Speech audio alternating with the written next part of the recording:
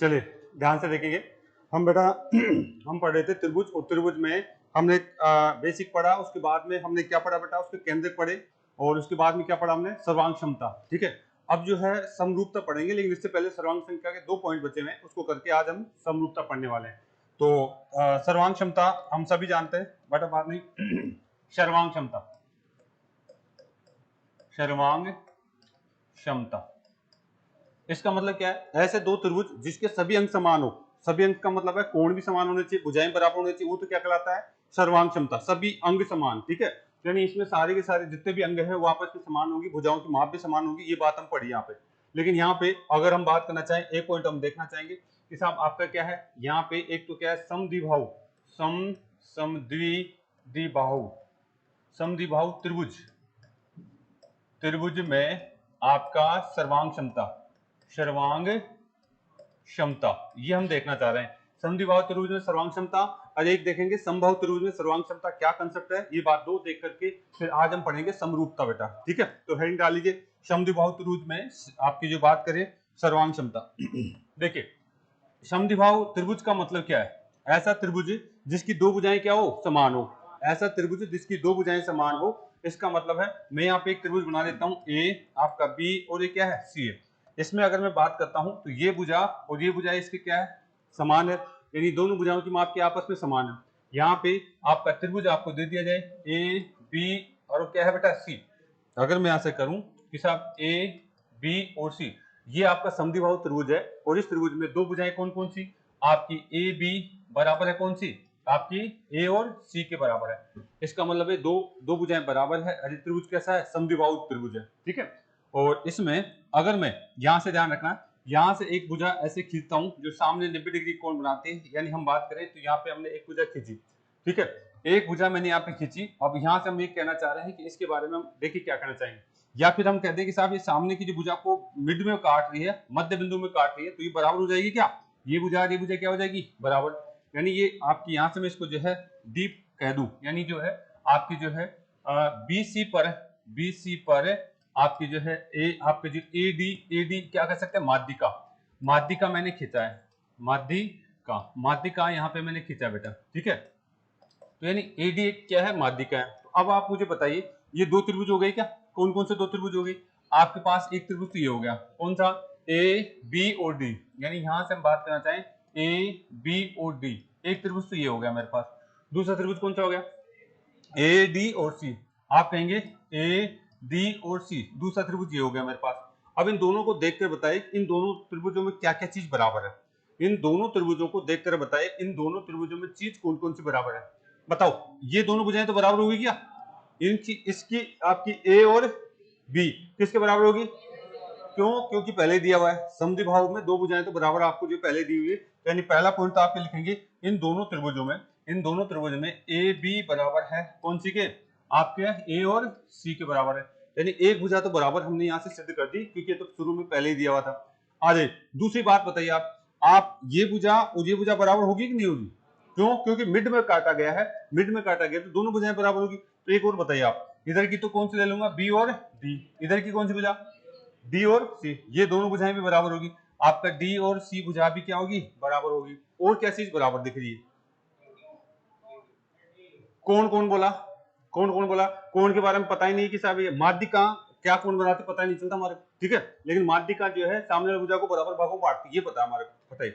और कौन सी, very good, यानी ये भुजा, ये वाली जो भुजा है, ये भुजा दोनों त्रिभुजों के लिए कॉमन है, इस त्रिभुज के लिए भी और इस त्रिभुज के लिए। यानी हम यहाँ से एक बात और दिख रही है, यानी ए और डी भुजा, और इधर भी कौन सी, ए और डी भुजा। बताओ बेटा, दो त्रिभुजों की अगर तीनों भुजाएं बराबर दिख रही है, तीनों भुजाएं, यानी ये एस और ये एस, यानी एस एस नियम से, एस एस एस नियम से मैं इन दोनों त्रिभुज को क्या कह सकता हूं, मैं इनको कह सकता हूं सर्वांग सम कह सकता हूं, कह सकता हूं क्या, सर्वांग सम, सर्वांग सम में इनको कह सकता हूं, दोनों त्रिभुजों को क्या कह सकता हूं, दोनों त्रिभुज आपस में क्या है, सर्वांग सम है, दोनों त्रिभुज आपस में सर्वांग सम है।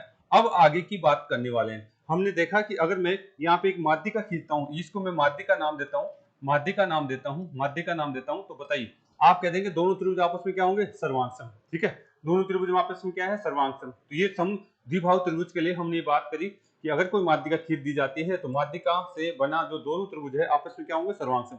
आगे यहाँ के रिजल्ट लिखने वाला हूँ, एक बार इसको उतार लीजिए, ठीक है। आगे मैं इसके रिजल्ट निकलने वाला हूँ, एक बार आप उतार सकते हैं। मैंने यहाँ से देखा कि समद्विबाहुज में दोनों भुजाएं पहले बराबर, उनके जो है बात करें मध्य में काटती, इसलिए आपकी जो आधार बराबर और इनकी जो ऊंचाई है वो दोनों में समान है, इसलिए क्या है, बराबर। यानी एसएसएस नियम लगा करके मैं कह सकता हूँ कि ये दोनों त्रिभुज आपस में क्या है, कैसा बेटा, आपके सर्वांग सम, सभी अंग समान मिलेंगे इनके।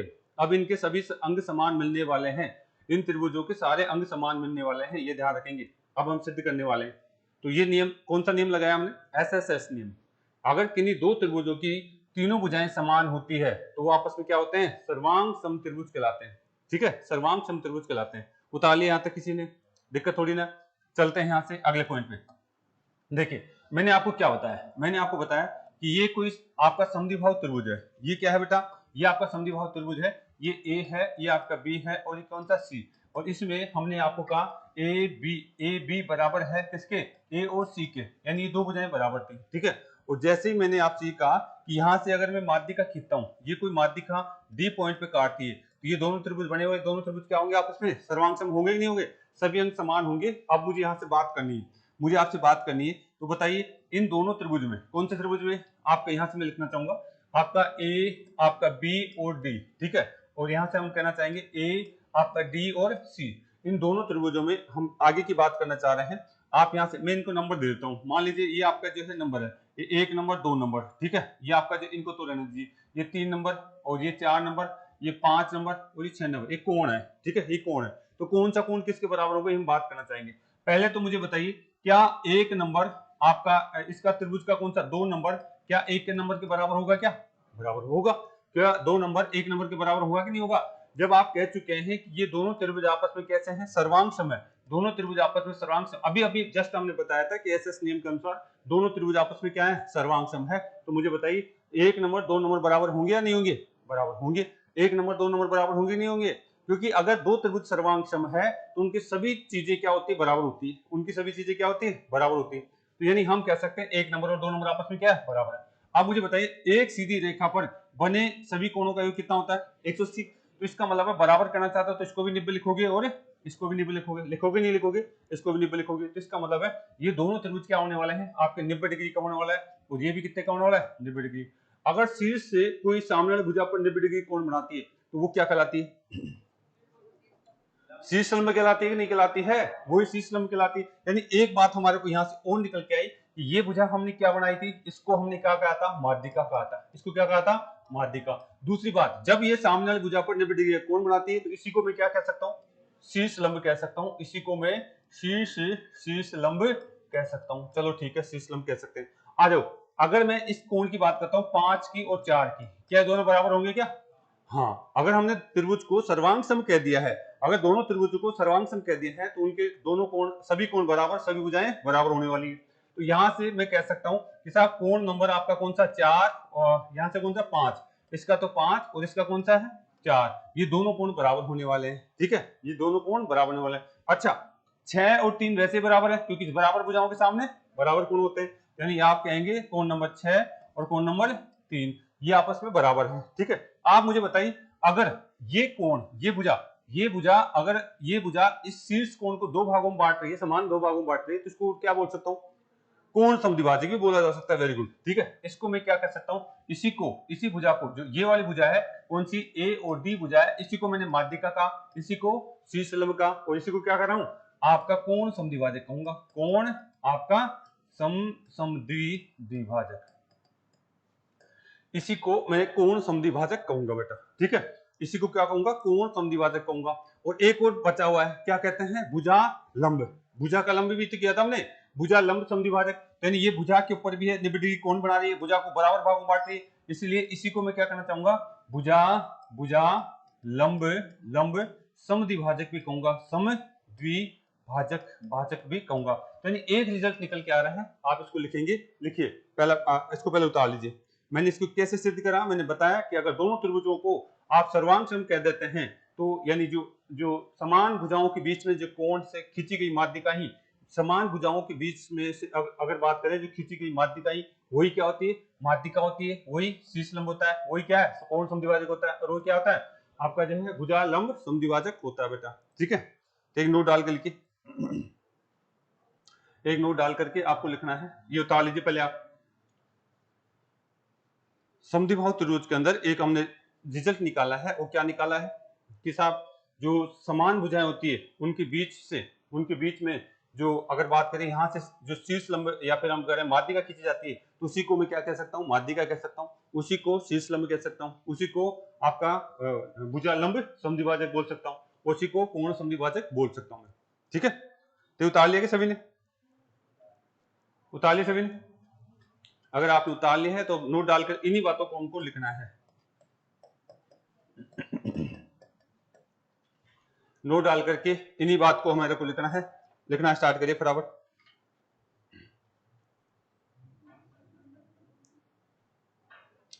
उतार लिया भाई, लिखिए समद्विबाहु त्रिभुज में, समद्विबाहु त्रिभुज में, समद्विबाहु त्रिभुज में एडी यानी ये वाली एडी, एडी ही क्या होती है, माध्यिका होती है, यही शीर्ष लंब होती है, और यही क्या होता है, कोण समद्विभाजक होता है, और इसी को क्या बोला जा सकता है, भुजा लंब समद्विभाजक बोला जा सकता है, इसी को भुजा लंब समद्विभाजक बोला जाता है। समद्विबाहु त्रिभुज में जो माध्यिका होती है एडी, एडी का नाम दिया मैंने, एडी किस किस के बीच में, समान भुजाओं के बीच में, ये भी ध्यान रखना, समान भुजाओं के बीच में ये एडी। समद्विबाहु त्रिभुज में एडी वही माध्यिका होगी, वही शीर्ष लंब होगा, वही क्या होगा, कोण समद्विभाजक होगा, और वही क्या होगा बेटा, भुजा लंब समद्विभाजक होगा।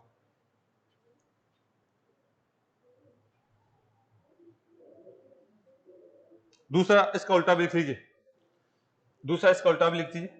दूसरा आपको यह पूछा जाता है, यदि किसी त्रिभुज में, यदि किसी त्रिभुज में एक भुजा, एक ही भुजा, यदि किसी त्रिभुज में एक ही भुजा, एक भुजा, एक ही भुजा लगा दीजिए, एक ही भुजा, ये एक ही तो भुजा है, इधर देखेंगे सारे बच्चे, एक बार सारे देखें, ये एक ही तो भुजा है, एक ही भुजा क्या है, माध्यिका भी है, शीर्ष लंब भी है, कोण समद्विभाजक भी है, भुजा लंब, तो ये इसका मतलब है यदि किसी त्रिभुज में एक ही भुजा क्या हो, माध्यिका हो, लिख लीजिए, एक ही भुजा क्या हो, माध्यिका, कोण समद्विभाजक, शीर्ष लंब, एक ही भुजा क्या हो बेटा, माध्यिका हो, माध्यिका, शीर्ष लंब, शीर्ष लंब। ठीक है, और क्या है यहाँ पे कोण समद्विभाजक, कोण समद्विभाजक, और क्या है बेटा आपका भुजा लंब, भुजा लंब समद्विभाजक, समद्विभाजक। यानी किसी त्रिभुज में आपकी एक ही भुजा माध्यिका हो, शीर्ष लंब हो, कोण समद्विभाजक हो, भुजा लंब समद्विभाजक हो, तो वह त्रिभुज हमेशा कौन सा होगा, समबाहु त्रिभुज, समद्विबाहु त्रिभुज कहलाएगा। वह त्रिभुज कौन सा कहलाएगा, समद्विबाहु त्रिभुज कहलाएगा। अगर किसी भी त्रिभुज में एक ही भुजा आपकी माध्यिका है, आपका शीर्ष लंब है और कोण समद्विभाजक है, तो ऐसा त्रिभुज आपका क्या कहलाएगा, आपका कहलाएगा समद्विबाहु त्रिभुज कहलाएगा, समद्विबाहु त्रिभुज आपका कहलाएगा भाई। अगर एक ही भुजा आपकी माध्यिका है, शीर्ष लंब है, और एक ही भुजा क्या है, कोण समद्विभाजक है, तो वो त्रिभुज क्या कहलाएगा आपका, आपका क्या कहलाएगा। ये पूछा जा चुका है ये चीज कि अगर किसी त्रिभुज की एक ही भुजा माध्यिका है, वही आपका शीर्ष लंब है, वही आपका क्या है, कोण समद्विभाजक है, तो उस त्रिभुज को क्या कह सकते हैं आप, उस त्रिभुज को आपको क्या कह सकते हैं, हाँ उस त्रिभुज को हम कह सकते हैं समद्विबाहु त्रिभुज कह सकते हैं। उतार लिया, यहाँ तो कोई दिक्कत है, तो ये दो बातें आपको ध्यान में रखनी है भाई। चलिए यहाँ से आगे, अच्छा इधर आ जाए एक बार वापस से, हमने अभी समद्विबाहु त्रिभुज के बारे में पढ़ा था, क्या पढ़ा था, ये आपका क्या है, समद्विबाहु त्रिभुज है, ये क्या बेटा आपका समद्विबाहु त्रिभुज है, और इस त्रिभुज को मैं नामांकन वापस से करना चाहूंगा, ये ए है, ये आपका बी है, और ये क्या है, सी है। अगर यहाँ से मैं कोई माध्यिका खींचता हूँ, यहाँ से मैं कोई माध्यिका खींचता हूँ, तो ये किसी न किसी पॉइंट पे टकराएगी, मैं मान लीजिए डी पॉइंट पे टकराने वाली बात यहाँ से कर रहा हूँ बेटा। अच्छा यही भुजा क्या कहलाएगी, बताओ, ये माध्यिका है तो इसी को क्या बोलूंगा, कोण समद्विभाजक, और इसी भुजा को मैं क्या कह सकता हूँ, शीर्ष लंब बोल सकता हूँ, और इसी भुजा को क्या कह सकता हूँ, हाँ यानी भुजा लंब समद्विभाजक बोल सकता हूँ, यानी क्योंकि 90 डिग्री का कोण यहाँ से बनाती है। ये किसकी बात कर रहा हूँ, ऐसे त्रिभुज की बात कर रहा हूँ जो समद्विबाहु त्रिभुज है, दो भुजाएं समान है, दो भुजाएं समान है, और ये कहां से खींचा जा रहा है, जो समान भुजाओं के बीच में से खींचा जा रहा है, ये कहां से खींची जा रही है लाइन, समान भुजाओं से बीच में से खींची जा रही है। लेकिन देखिए अगर मैं यहाँ से ध्यान रखना, यहाँ से खींचने स्टार्ट करूं, यानी बी पॉइंट और सी पॉइंट से खींचना स्टार्ट करूं, तो इसकी माध्यिका अलग होगी, और इसकी क्या बेटा, इसका कोण समद्विभाजक अलग होगा। और यहाँ से अगर हम बात करना चाहें तो इसका अगर बात करें तो भुजालंब अलग होगा, ठीक है। यानी इधर से भी मैं खींचूं तो यहां से अगर हम देखें तो यहां से भी हमारे को इसी तरीके से मिलने वाले हैं, ठीक है। यहां से अगर मैं बात करूं तो यहां से भी मुझे इसी तरीके से मिलने वाले हैं, ठीक है।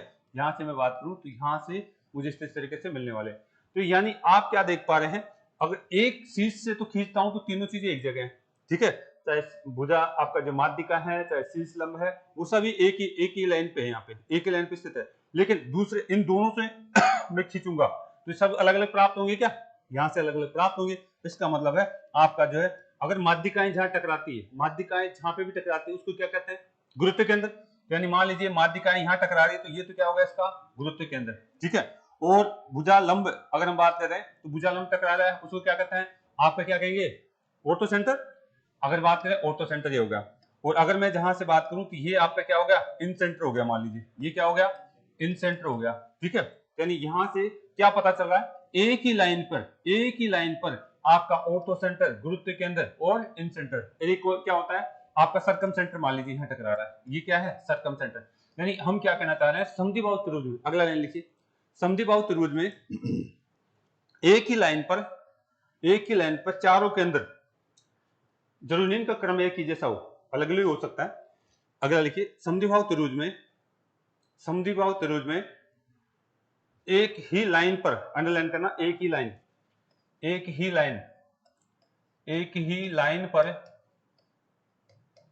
पर क्या क्या होता है, ऑर्थो सेंटर लिखना, इन सेंटर, गुरुत्व केंद्र और सरकम सेंटर स्थित होते हैं। एक ही लाइन पर ऑर्थो सेंटर, सरकम सेंटर, इन सेंटर स्थित होते हैं। यानी अगर आपको क्वेश्चन पूछ ले कि ऐसा त्रिभुज जिसके ऑर्थो सेंटर, सरकम सेंटर, आपका इन सेंटर एक ही लाइन पर स्थित है, तो त्रिभुज कौन सा होगा, समद्विबाहु त्रिभुज। वह त्रिभुज कौन सा होगा, समद्विबाहु त्रिभुज होगा, समद्विबाहु त्रिभुज होगा, ठीक है। यानी ऐसा त्रिभुज जिसके ऑर्थो सेंटर, इन सेंटर, सरकम सेंटर एक ही लाइन पर स्थित होते हैं, वो क्या कहलाता है, समद्विबाहु त्रिभुज कहलाता है। ऐसी बात हमने पहले भी करी थी शायद, ठीक है, ऐसी बात हमने पहले भी करी थी। लेकिन यहाँ पे हमने सिद्ध करके बताया कि अगर मैं माध्यिका खींचता हूं तो वो माध्यिका दो बराबर त्रिभुजों में बांटती है, और वो आप जो है सर्वांग क्षमता के नियम के अनुसार ये सारी बातें वापस हमने सिद्ध करके बताई। चले यहाँ से आगे, तो ये किसका पॉइंट है, 3 पॉइंट हमारे पास यहाँ से निकल के आए। क्या क्या निकल के आए बेटा, देखिए, अगर कोई त्रिभुज है और इस त्रिभुज में माध्यिका भी वही है, इस त्रिभुज में आपका कोण समद्विभाजक भी वही है, इस त्रिभुज में आपकी जो है भुजालंब भी वही है, ठीक है, और इस त्रिभुज में आपका कोण समद्विभाजक ये एक ही लाइन है, तो ऐसा त्रिभुज क्या कहलाएगा, ऐसा त्रिभुज कहलाएगा समद्विबाहु त्रिभुज, जिसकी दो भुजाएं समान हो। दूसरा पॉइंट हमने क्या कहा, ऐसा त्रिभुज जिसके अंदर एक ही लाइन पर क्या स्थित है, गुरुत्व केंद्र, इन सेंटर, आपका सरकम सेंटर, ऑर्थो सेंटर एक ही लाइन पर स्थित है, तो वो त्रिभुज क्या कहलाएगा, समद्विबाहु त्रिभुज कहलाएगा। बात समझ में आएगी क्या, यानी ये दो बातें आपको जो है ध्यान में रखनी थी। यहाँ से चलते हैं यहाँ पे नेक्स्ट पॉइंट पे। अब हेडिंग डाल लीजिए समबाहु त्रिभुज।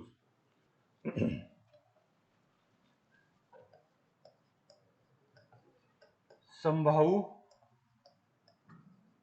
त्रिभुज, अच्छा, समबाहु त्रिभुज के बारे में जानते हैं, सभी भुजाएं क्या होती है, बराबर, और सभी कोण क्या होते हैं, बराबर। कितने डिग्री के होते हैं, 60 डिग्री के। तो इसमें तो ध्यान देने की जरूरत नहीं।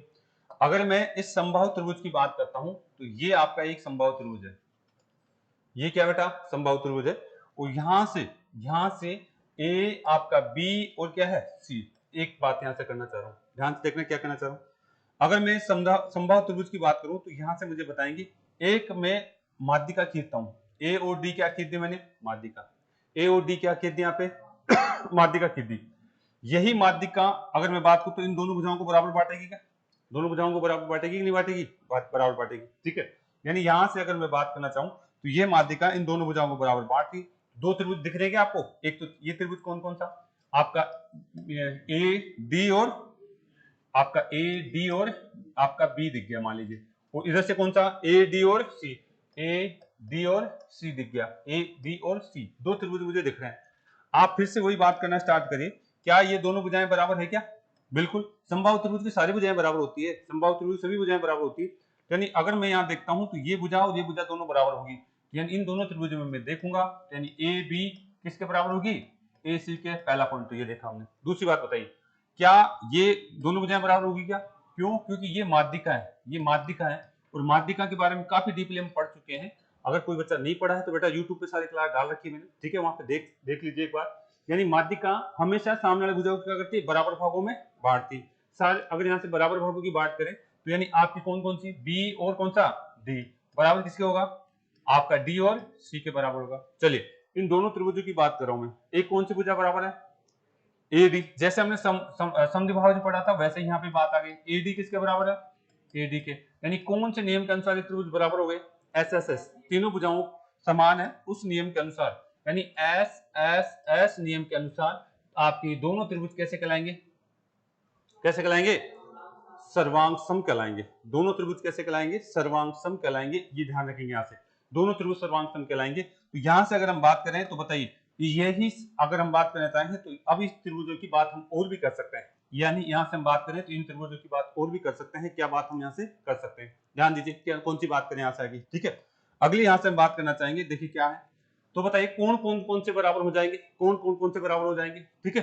अगर ये कोण की बात करूं तो ये कोण इसके बराबर होगा या नहीं होगा, बराबर भुजाओं के सामने बात करें तो इस भुजा के सामने ये कोण, इस भुजा के सामने ये कोण। तो यहां से अगर कहें कि साहब बी के सामने कौन सा कोण हो जाएगा, सी वाला कोण हो जाएगा, बी के सामने कौन सा कोण हो जाएगा, सी वाला कोण हो जाएगा।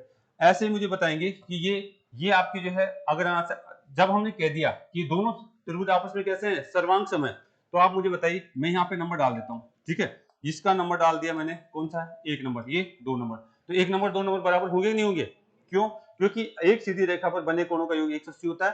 और यहाँ पे हमने जब कह दिया दोनों त्रिभुज आपस में सर्वांग सम है, तो ये दोनों त्रिभुज आपके कोण आपस में बराबर होने वाले हैं। तो हम कहेंगे कोण नंबर 1 और कोण नंबर 2 ये बराबर है, और दोनों का योग 180 होना चाहिए, तो इन्हें बराबर होंगे तो 90-90 होना चाहिए, नहीं होना चाहिए। आप कहेंगे ये भी 90 का होगा और ये भी 90 का, तो मैं कह सकता हूँ ये 90 का है तो ये भी 90 का। और आगे आ जाइए, अगर ये 90 का है तो ये भुजाई क्या कहलाएगी, शीर्ष लंब कहलाएगी। यही भुजा क्या कहलाएगी, आपकी शीर्ष लंब, जैसे हमने बातें करी थी ना वहां पे, वैसी की वैसी बातें, ये शीर्ष लंब ये कहलाएगी। यही भुजा क्या कहलाएगी, शीर्ष लंब कहलाएगी। अगर ये दोनों कोण बराबर हैं तो यानी एडी भुजाई क्या कहलाएगी, शीर्ष लंब कहलाने वाली है। आ जाओ, यहां से फिर से हम बात करना चाह रहे हैं, अगर बात करें इस कोण की, इन दोनों कोण की, मान लीजिए ये 3 नंबर, ये 4 नंबर कोण है, ठीक है, ये 3 नंबर और 4 नंबर कोण है, तो बताओ ये दोनों कोण बराबर होंगे कि नहीं होंगे, बराबर होंगे। इसका मतलब है एक कोण दो बराबर भागों में बटा हुआ है, तो यानी ये भुजाई क्या कहलाएगी, कोण समद्विभाजक कहलाएगी, कोण समद्विभाजक भाजक कहलाएगी, कोण समद्विभाजक कहलाएगी। अच्छा, और अगर मैं यहाँ से फिर से बात करना चाहूं तो यही भुजा एक भुजा के मध्य बिंदु को काट रही है और उसके ऊपर 90 डिग्री का कोण भी बना रही है, तो यानी भुजा लंब समद्विभाजक है कि नहीं है, यही भुजा आपकी क्या कहलाएगी, यही भुजा लंब समद्विभाजक भाजक कहलाएगी, ठीक है। यही भुजा क्या कहलाएगी, भुजा लंब समद्विभाजक कहलाएगी। तो एक बार इतना तो उतार लीजिए, क्या हमने कुछ नया पढ़ा क्या, अभी जो हमने समद्विबाहु त्रिभुज पढ़ा था वैसा का वैसा ही पढ़ा है, इसके अलावा कुछ अलग सी बात पढ़ी क्या, नहीं पढ़ी। उतार लीजिए एक बार इतना, तो इतना उतार लीजिए। यानी इसमें कितनी भुजाएं शीर्ष लंब है, शीर्ष लंब कितनी भुजाएं, एक ही भुजा है क्या, उसी भुजा को क्या कर सकते हैं, माध्यिका, उसी भुजा को क्या कर सकते हैं, शीर्ष लंब, उसी भुजा को क्या कर सकते हैं, कोण समद्विभाजक, ठीक है। ये बात तो हमने कहां पढ़ी थी, समद्विबाहु त्रिभुज में पढ़ी थी। तो फिर इसमें क्या नया आ गया, वो बात देखना चाहेंगे। इतना उतार लिया आप लोगों ने, आ जाओ, इसमें क्या नया आया, किसी को समझ में आया, इसमें क्या चीज नहीं आई है, क्या चीज नहीं आई है, अगर आप देख पा रहे हैं तो चलो कोई बात नहीं, आप देखेंगे वापस से। ये उतार तो लिया ना, इसको उतार तो लो, फिर मैं बात करूंगा। अगर आपने यहां से देखा तो यहां से उतार लीजिए, फिर मैं बात करना चाह रहा हूं। क्योंकि समबाहु त्रिभुज की सारी भुजाएं बराबर होती है, समबाहु त्रिभुज की सभी भुजाएं बराबर होती है। आपने जो कार्यक्रम यहां से किया वही कार्यक्रम क्या यहां से कर सकते हैं क्या, कोई दिक्कत है क्या, आप यहां से भी तो ऐसा ही कार्यक्रम कर सकते हैं। तो इसी भुजा को हम क्या कह सकते हैं, सेम ऐसे आएगा कि इसके ऊपर भी कहूंगा, यही क्या चीज है, यही माध्यिका है, माध्यिका, यही क्या चीज है, कोण समद्विभाजक है, कोण समद्विभाजक है। और यही क्या चीज है, भुजा लंब है, भुजा लंब समद्विभाजक है। और यही क्या चीज है बेटा आपका, अगर बात करें तो शीर्ष लंब है, यही क्या है, शीर्ष लंब है। कौन सा, यानी बी और आपका ई है, ये बी भुजा। और जब हमने आपका, अगर आपने ध्यान दिया हो, अगर आपने ध्यान दिया है तो यहाँ पे जब मैंने बताया था कि इसमें ये समद्विबाहु त्रिभुज है, तो यहां से एक जो शीर्ष से तो एक ही भुजा निकल के आती, लेकिन इधर से मैं खींचता हूं तो क्या अलग अलग आती है क्या, ये अलग अलग आई थी कि नहीं आई थी, लेकिन यहाँ पे क्या आ रही है, एक ही भुजा निकल के आएगी। यहाँ पे क्या आ रही है, एक भुजा। चलो यहाँ से भी देखिए आप, अगर मैं यही कार्यक्रम यहाँ से करता हूँ तो ये भुजा भी तो एक ही आएगी। इसी को मैं क्या कहूंगा, इसी को हम क्या कहेंगे, माध्यिका बोलेंगे, माध्यिका, माध्यिका। और इसी को हम क्या बोलने वाले हैं, कोण समद्विभाजक बोलने वाले हैं, कोण समद्विभाजक बोलने वाले हैं। इसी को क्या कहते हैं, शीर्ष लंब बोलने वाले हैं, इसी को भुजा लंब बोलने वाले हैं। तो यानी जब कभी एक त्रिभुज के अंदर तीन क्या समान माध्यिकाएं, अगर बात करें तीन ही क्या है आपके पास, क्या हो, कोण समद्विभाजक, तीन ही क्या हो आपके पास, कितना हो आपका जो है, आपकी बात कर जाए शीर्ष लंब हो, इसका मतलब वो त्रिभुज हमेशा कौन सा कहलाएगा, समबाहु त्रिभुज। और एक त्रिभुज में अगर एक ही भुजा पे आपकी जो है कौन कौन स्थित हो, एक ही भुजा पर माध्यिका, एक ही भुजा पर शीर्ष लंब, एक ही भुजा पर कोण समद्विभाजक, तो वो कौन सा कहलाएगा। अगर किसी त्रिभुज की तीन भुजाएं, तीनों भुजाएं माध्यिकाएं हो, तीनों भुजाएं कोण समद्विभाजक हो, तो वो त्रिभुज, तो ये ध्यान रखना इसमें तीनों की तीनों क्या है, बराबर होती है, ठीक है, और एक ही बिंदु पर टकराती है। और यहाँ पे हम बात करेंगे इसमें, यानी समबाहु त्रिभुज में ऑर्थो सेंटर, इन सेंटर, आपका जो है सर्कम सेंटर, और कौन सा आपका जो है कौन सा होता है, हाँ अंत केंद्र की बात होगी, इन सेंटर की, और कौन सी, गुरुत्व केंद्र। ये सारे के सारे एक ही बिंदु पर स्थित होते हैं, ये सारे के सारे एक ही बिंदु पर स्थित होते हैं। जबकि समद्विभाजक में क्या होता है, एक लाइन पे स्थित होते हैं, और समबाहु में क्या होता है, एक बिंदु पर स्थित होते हैं, ठीक है। समबाहु पे क्या होते हैं, सारे के सारे एक बिंदु पर स्थित होते हैं, और आपका जो है समद्विभाजक में क्या होते हैं, एक लाइन पे स्थित होते हैं। तो एक बार इतना उतार लीजिए, फिर मैं बता देता हूं आपको लिखना क्या है। चलिए बेटा आगे। तो ये दो पॉइंट थे आपके, ये आपको आना चाहिए, यहां से डायरेक्ट क्वेश्चन पूछा जा चुका है। इन दोनों पॉइंटों से डायरेक्ट क्वेश्चन पूछे जा चुके भाई, दोनों पॉइंटों से आपको डायरेक्ट क्वेश्चन पूछे जा चुके। ये उतार लिया तो आगे चले भाई।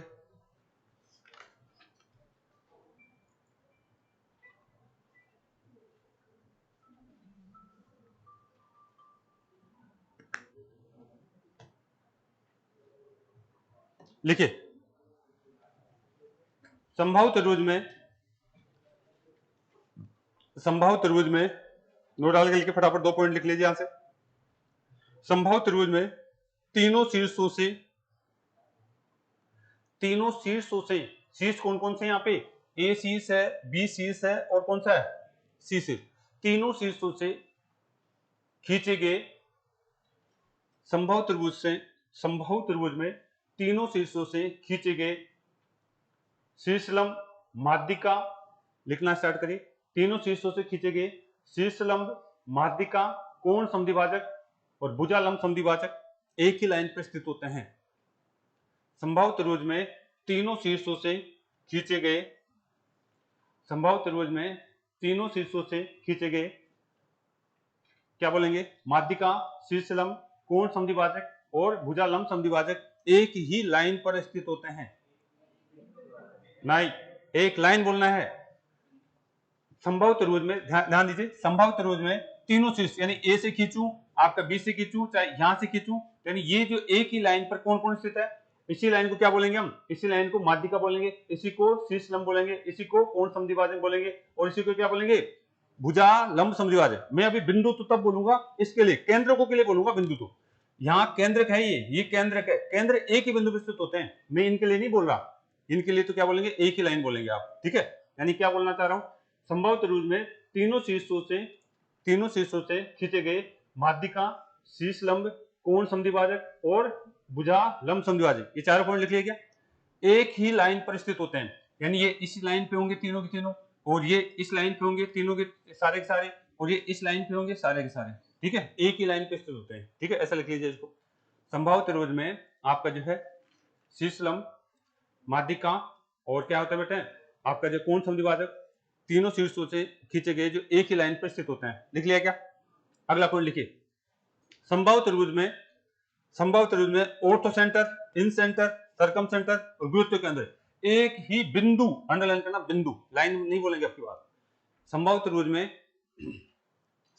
में ऑर्थो सेंटर, इन सेंटर, ऑर्थो सेंटर, इन सेंटर, ऑर्थो सेंटर, इन सेंटर, परिकेंद्र एक ही बिंदु पर स्थित होते हैं। सभी केंद्र एक ही बिंदु पर स्थित हो, वो त्रिभुज कौन सा कहलाएगा, समबाहु त्रिभुज, ठीक है। यानी हम बात ये कहना चाह रहे हैं, ऐसा त्रिभुज जिसमें अगर हम बात करें ऐसा त्रिभुज जिसमें एक ही बिंदु पर क्या स्थित हो, आपका ऑर्थो सेंटर, आपका इन सेंटर, आपका गुरुत्व केंद्र, आपका कौन सा बेटा सरकम सेंटर, चारों के अंदर एक ही बिंदु पर स्थित हो, उस त्रिभुज को क्या कहेंगे, समबाहु त्रिभुज कहेंगे। उसको क्या कहने वाला हूं, समबाहु त्रिभुज। समबाहु त्रिभुज मैं कहने वाला हूं, ठीक है, उस त्रिभुज को मैं समबाहु त्रिभुज कहने वाला हूं, यानी इसकी सभी भुजाएं क्या होगी, बराबर होगी, ठीक है। और ऐसा त्रिभुज, ध्यान रखिए, ऐसा त्रिभुज जिसके जिसकी अगर हम बात करें, जिसकी बात की जाए, एक ही लाइन पर आपका गुरुत्व केंद्र, इन सेंटर, सरकम सेंटर, ऑर्थो सेंटर हो, ऐसे त्रिभुज को क्या कहने वाला हूं, समद्विबाहु त्रिभुज कहने वाला हूं, ठीक है। एक ही लाइन, ये लाइन बोला है यहाँ पे, तो यहाँ तो क्या बोला है, लाइन, एक ही लाइन, एक लाइन, और यहाँ क्या बोला है, एक बिंदु, एक बिंदु बोला है। तो ये ध्यान रखना इन बातों को, छोटी छोटी बातें हैं, लेकिन इनको जो अगर बच्चा ध्यान नहीं रखे गलती करके आता है। छोटा सा क्वेश्चन पूछता है, बेसिक नॉलेज पूछता है आपको, कह लो बेसिक नॉलेज पूछता है कि आपको इन चीजों की नॉलेज है या नहीं। तो यानी हम यहाँ से बात करना चाहें तो ये तो कौन सा हो गया, समद्विबाहु त्रिभुज, और ये कैसा हो गया, समबाहु त्रिभुज। लिख लिया गया दोनों पॉइंट, यहाँ से दोनों पॉइंट लिख लिया आप लोगों ने। तो ये दोनों पॉइंट आपको लिखना था, यानी अगर आपको एक, अगर बात करी जाए ऐसा त्रिभुज जिसकी एक ही लाइन पर, ध्यान रखना अब मैं बोलना चाह रहा हूं, ऐसा त्रिभुज जिसकी एक ही लाइन पर आपकी जो बात कर ली जाए, आपका इन सेंटर, आपका ऑर्थो सेंटर परी के अंदर स्थित हो, क्या कहलाएगा, समद्विबाहु त्रिभुज। ऐसा त्रिभुज जिसके एक ही बिंदु पर अगर हम इस बोले क्या कहो, आपका ऑर्थो सेंटर, आपका इन सेंटर, गुरुत्व केंद्र, सर्कम सेंटर, वो क्या कहलाएगा, समबाहु त्रिभुज कहलाएगा। तो यहां तक कोई दिक्कत थी, हमने सिद्ध करके बताया कि अगर इसकी जो है माध्य का खेद दी जाती है तो ऐसे हम इसको वर्क कर सकते हैं बेटा। तो ये था हमारे पास। अब आगे हेडिंग डाल लीजिए, समरूपता। अगला पॉइंट स्टार्ट करेंगे हम आज, समरूपता। समरूपता,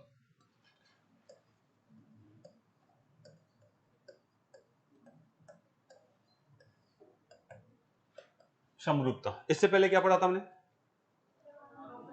सर्वांगक्षम, ठीक है, सर्वांग क्षमता हमने पढ़ी थी। अब क्या पढ़ने वाले हैं, समरूपता पढ़ रहे हैं। यानी हम बात करना चाहें, यानी अगर देखिए समरूपता का मतलब क्या है, जैसे जैसे मान लीजिए मैं हूं, ठीक है, और मैं अगर मेरे पास में यहाँ पे मेरी जैसे ही फोटो लगा दी जाए, लेकिन वो छोटी है, तो दिखती तो मेरी जैसी है, क्या समान रूप दिखेगी क्या, आप फोटो खिंचाते हैं अपने अपनी, तो नहीं आपकी जैसी तो दिखती है, लेकिन उसमें क्या हाथ, मान लीजिए आपका हाथ मान लीजिए 1.5 फीट का है, ठीक है, तो क्या फोटो में 1.5 फीट का दिखेगा क्या, उसमें तो बहुत कम दिखेगा। लेकिन अगर उसका अनुपात होता है ना, अनुपात, जिस अनुपात में आपका हाथ है उसी अनुपात में क्या होगा, फोटो में भी होगा, ठीक है, उसी अनुपात में क्या होगा, फोटो में भी होगा। यानी समरूपता का मतलब है ऐसी दो आकृतियां जो एक जैसी दिखे, जो क्या दिखे बेटा, एक जैसी दिखे। इसका मतलब है, मैंने एक शब्द लिया अनुपात, तो अंडरलाइन करना, इसमें आएगी चीजें कौन सी, अनुपात। ये सबसे इंपॉर्टेंट पॉइंट है, अनुपात, यानी संगत भुजाओं का अनुपात समान होगा। यानी हम बात करें संगत भुजाओं का अनुपात समान होता है, वो क्या कहलाते हैं, समरूप की बात की जाएगी। बताइए, अगर मैं यहां से बात करना चाहूं, ये इधर देखिए, ये इसकी जो है मान लीजिए 3 और ये 4 और ये कितना है 5 है, ठीक है, और यहां से अगर कर दें 6 8 और ये कितना है आपके पास 10 है। तो बताइए, ये जो त्रिभुज है और इनके जो कोण भी आपको पास दिए हुए हैं, इनके कोण भी मान लीजिए आपको कितना दे रखा है, ये 90, और ये आपका जो है 60, और ये कितना है 30 दिया हुआ है, और ये कोण आपको कितना दिया हुआ है, ये आपका जो है 90 और ये 60 और कितना दे रखा है 30 दिया हुआ है। तो बताइए इसमें कोण समान है क्या, कोण समान है, लेकिन भुजाएं अलग अलग है क्या, भुजाएं अलग अलग है, ठीक है, लेकिन कोण समान है, तो इनका भुजाओं का अनुपात भी क्या है, समान है। अगर आप काटोगे तो अनुपात क्या मिलेगा आपको, समान मिलने वाला है, ठीक है। इसका मतलब हम क्या कहना चाह रहे हैं, हम ये कहना चाह रहे हैं दो आकृतियां जो एक जैसी दिखे वो आपस में क्या कहलाएगी, समरूप कहलाएगी। दो आकृतियां जो एक जैसी दिखे, उनकी जो है अगर बात करें आकृतियां समान दिखे तो क्या कहलाएगी, समरूप कहलाएगी। मुझे आप बताइए कि ये अगर मैं यहां से बात करना चाहूं, ये क्या है, क्या ये वृत्त है क्या, एक छोटा है एक बड़ा है, यानी ये एक जैसे दिख रहे हैं, इनमें चेंजिंग थोड़ी आएगी।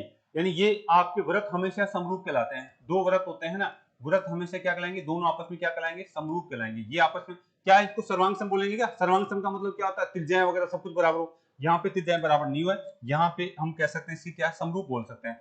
यानी इसकी त्रिज्या मान लीजिए, इसकी त्रिज्या कितनी है 2 है, तो इसकी त्रिज्या मान लीजिए कितनी है, इसकी त्रिज्या 4 है।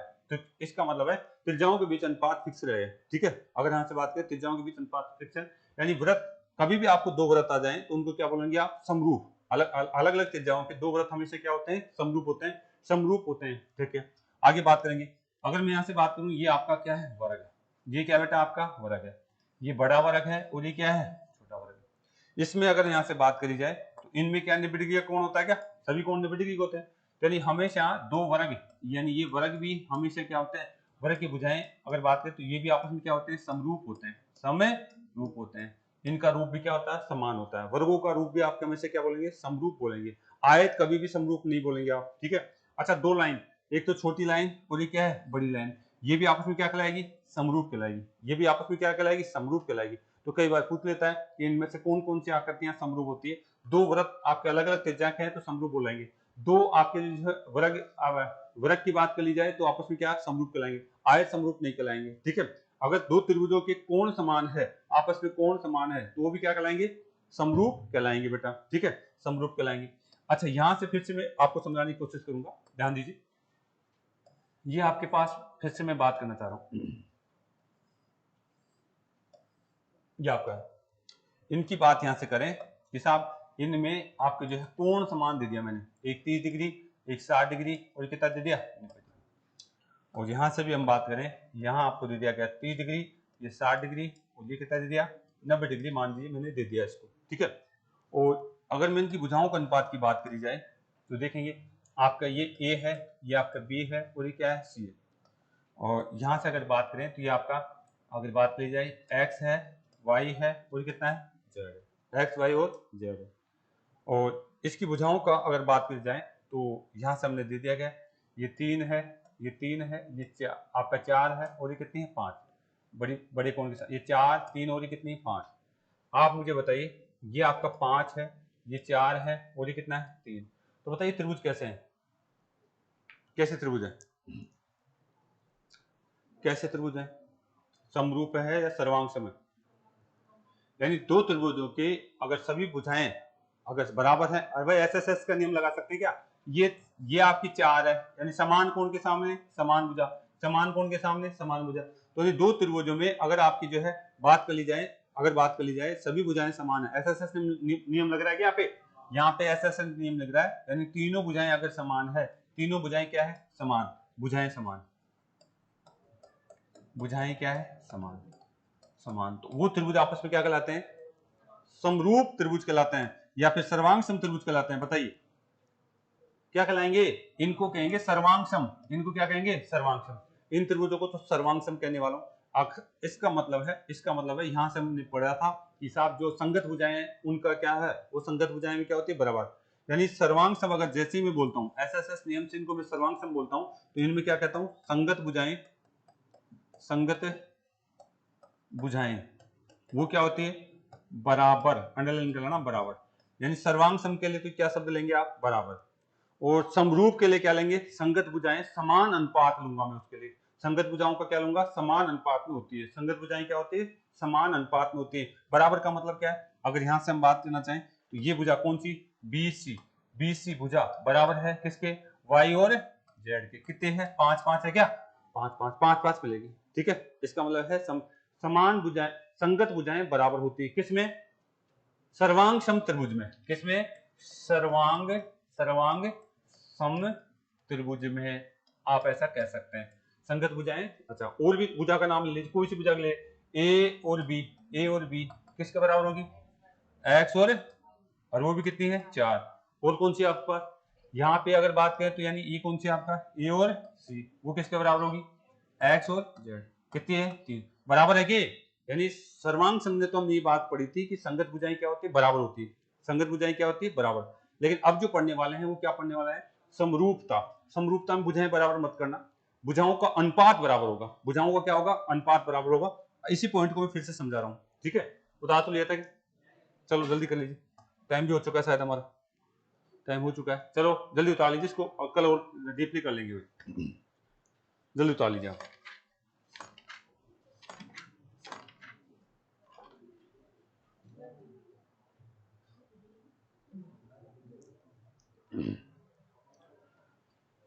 ये तो हमने आपकी जो बात करें सर्वांग क्षमता में काफी डीपली पढ़ा था। बस यहां से आपको जो एक लाइन लिख करके छोड़ देना है।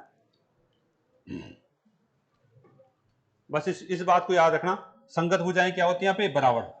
और मैं अब जो समरूपता पढ़ाऊंगा वहां बराबर नहीं बोलूंगा, संगत भुजाएं को क्या बोलूंगा समान अनुपात बोलने वाला हूं, ठीक है। और सबसे ज्यादा समरूपता से क्वेश्चन आते हैं आपके, सबसे ज्यादा जो है समरूपता से क्वेश्चन आते हैं। ये तो हमने जो सर्वांग क्षमता का नियम वापस से याद कराने की कोशिश करी मैंने, कल यहीं से आगे मैं बात करूंगा भाई। उतार लेंगे सभी बच्चों ने, चलो इतना उतार लो, कल यहां से आगे बात करेंगे।